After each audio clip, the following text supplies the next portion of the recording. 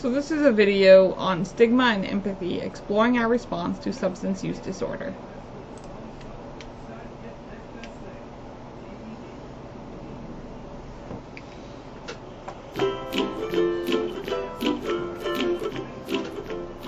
Let's talk about empathy. We might all have a different way of defining empathy, but at its core, empathy is the ability to feel connected to another person's emotions. It is different than sympathy. Sympathy is feeling sorrow or pity for someone else's hardships. Empathy is putting yourself in someone else's shoes and actually experiencing their emotions with them. We can't empathize from a place of detachment. We need to connect emotionally with the subject.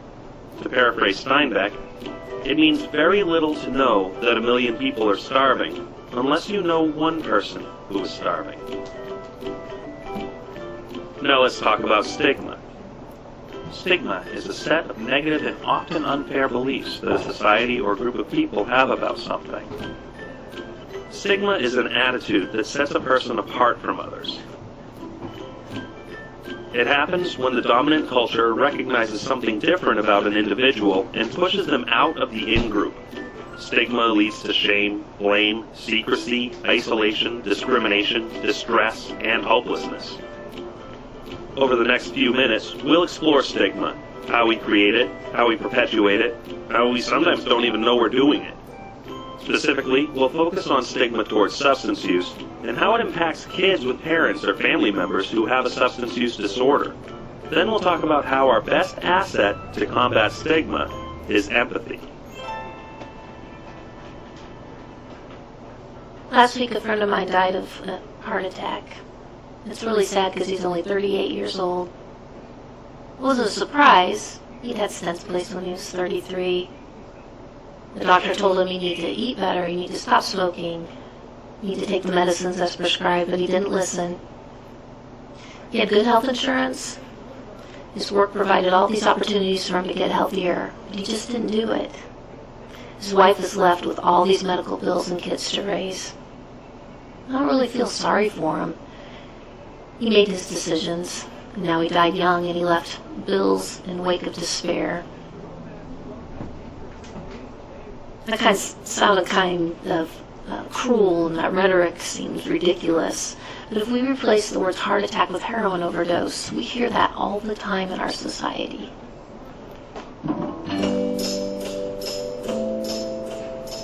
Think about physical health issues like diabetes, heart disease, and asthma. They're all diagnosed conditions. They can all be helped through prevention efforts, and they all require treatment in some form. Now think about substance use disorders. All three of those descriptions fit. So why is it so much harder for people with substance use disorder to get the treatment that can help them? The reason is stigma. Society has deemed them unworthy of resources and sent that message to them by isolating and ridiculing them. As a result, people with substance use disorder will often avoid seeking help out of fear of the way they'll be treated. They don't get a diagnosis, so they don't get treatment, and they continue to be isolated. But why does this stigma exist? According to Dr. Marjorie Baldwin, who writes about stigma toward mental illness, there are 5 components that may feed into society's rejection of those who are different: responsibility, uncertainty, incompetence, unpredictability, and danger. Unfortunately, people with substance use disorder are often held responsible for their condition, that they chose a life of addiction. Society thinks that they're in control of their condition and blames them for their symptoms. This makes it difficult to feel empathy for the person with substance use disorder, deepening that stigma. Uncertainty refers to the assertion that a person's condition is unlikely to be improved. Why should I waste my time helping this person when they're never going to get better? This outlook makes it more likely that a person will be avoided by friends and family, making it even less likely that they will ever receive help. Society often views people with substance use disorder as incompetent and unable to make rational decisions. This makes it hard to find and hold a job, be deemed responsible enough to parent a child, or any number of other opportunities afforded to people who are not affected by substance use disorder. Unpredictability focuses on the belief that people with substance use disorder are likely to behave erratically on a day-to-day basis. If we don't know what to expect from a person, we're more likely to distance ourselves from them. Danger is when unpredictability turns to fear. People will often avoid those with a substance use disorder because they're afraid they'll become a victim of crime or a random act of violence. And of course, if we're afraid of someone, we're going to push them away from us.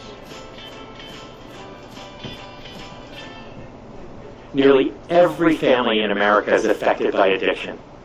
Yet, unfortunately, too often, it's not talked about openly and honestly. It's whispered about. It's met with derision and scorn. We hear these stories time and time again on TV, online. We hear it from public officials, and we hear it from family and friends. And those of us with an addiction, we hear those voices. And somehow we believe that we are less deserving of care and treatment. Today in the United States, only 1 in 9 people get care and treatment for their disorder. 1 in 9. Think about that. Now that we know why stigma may exist, what can we do to try to combat it so people who need help can get help? Let's return to the physical illness comparison from earlier. If we start looking at substance use disorder as an illness, like diabetes or heart disease, this could fundamentally change the landscape for people who need treatment. They would be less likely to be afraid of judgment from friends, family, doctors, law enforcement, and society in general. Think about this.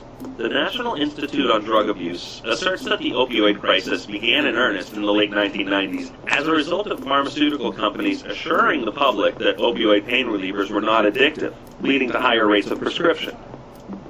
That was more than 20 years ago, and we're still struggling to provide treatment for people with opioid use disorder. On January 21, 2020, the first confirmed case of COVID-19, or the novel coronavirus, was reported in the United States. Only 55 days later, most states had put forth measures to stop the spread of the disease and effectively treat those who had contracted it. While there's still a lot to do and a lot of uncertainty at the time of this recording, this comparison shows the disparity between treatment of physical illness versus treatment of substance use disorder. Our society is very quick to respond to something that affects them directly, and slower to react to something that really doesn't. But that's a misconception. Substance use disorder does affect you. Here's how. In 2017, 19.7 million Americans had a substance use disorder. That's a little more than 9% of the adult population. In the same year, drug overdoses killed 72,000 Americans, more than HIV, car crashes, or gun deaths. Chances are, you know somebody with a substance use disorder. And if not, you know someone with a family member who does. Even beyond that, substance use disorder has huge effects on our society. It costs the United States an estimated $820 billion annually in healthcare, crime, and lost productivity. The effect on children is also severe. Every 15 minutes, a baby is born in the United States with neonatal abstinence syndrome. Those children begin their lives already affected by substance use. Children with parents who have a substance use disorder often live with their grandparents, other extended family, or in the foster care system, creating even more of a financial burden on the states. So substance use disorder affects every one of us, and the stigma associated with it ensures that it will continue to do so.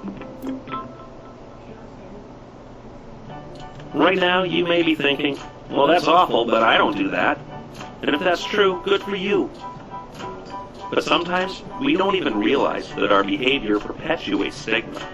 The small actions and nonverbal language we broadcast can work to isolate someone even if we don't realize we're doing it. For example, we probably all have a mental image of what someone with substance use disorder looks like, whether or not that image is accurate, since we all know that addiction doesn't necessarily look like anything. If we're in a supermarket and see someone who does fit that image, though, we might quickly cut down another aisle, or put our hand on our wallet or purse, or stare just a little too long, or quickly look away. These are all unconscious indicators that we've recognized that person's otherness and announced it to them. And although it's just a fleeting moment for us, it's something that person deals with all day, every day. And this kind of unconscious stigma exists not only among the general public, but also among professionals, even those who help people with substance use disorders. For example, a review of 28 studies from 2000 to 2011 showed that overall attitudes among healthcare professionals toward patients with substance use disorder were strongly negative as compared to patients with other illnesses. One of those studies showed that the perceived discrimination felt by patients with substance use disorder consequently led to lower treatment completion. So how does empathy play into this? Empathy combats stigma by requiring us to focus less on understanding a person's challenges or experiences, and instead take on a role of support and compassion. It removes the question, what's wrong with you? And puts us in a position to help someone instead of pity or fear them. Once we allow ourselves to become emotionally connected with a person, we begin to break down that stigma in isolation, making it more likely that they'll seek out and continue treatment. When we approach people with substance use disorder from a place of empathy, we actively listen to them instead of pushing them away. It may be helpful here to look at the inverse.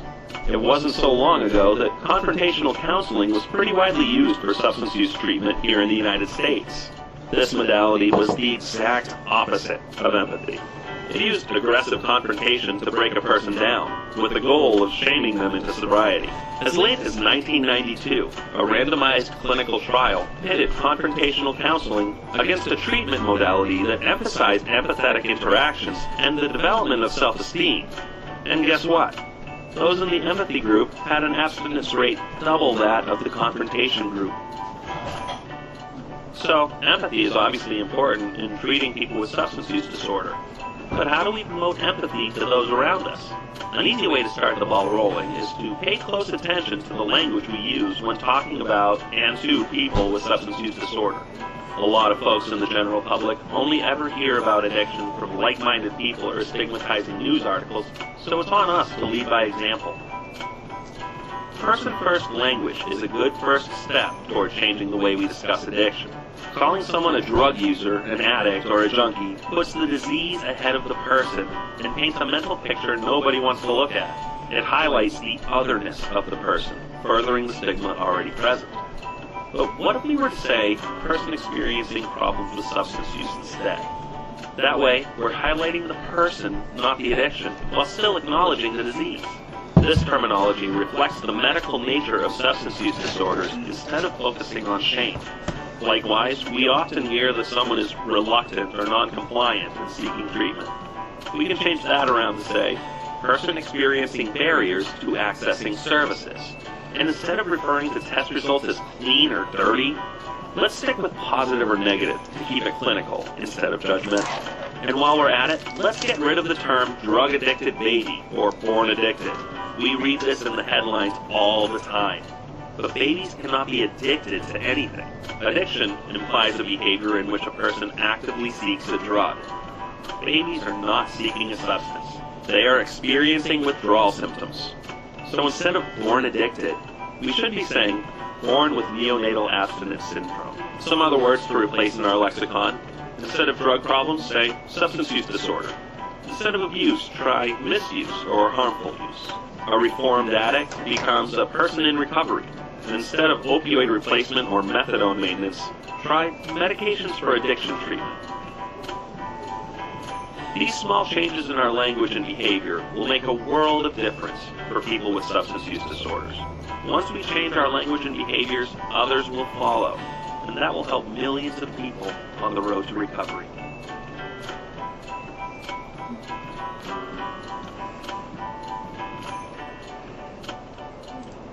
Okay, that's it for this video. Thank you for listening.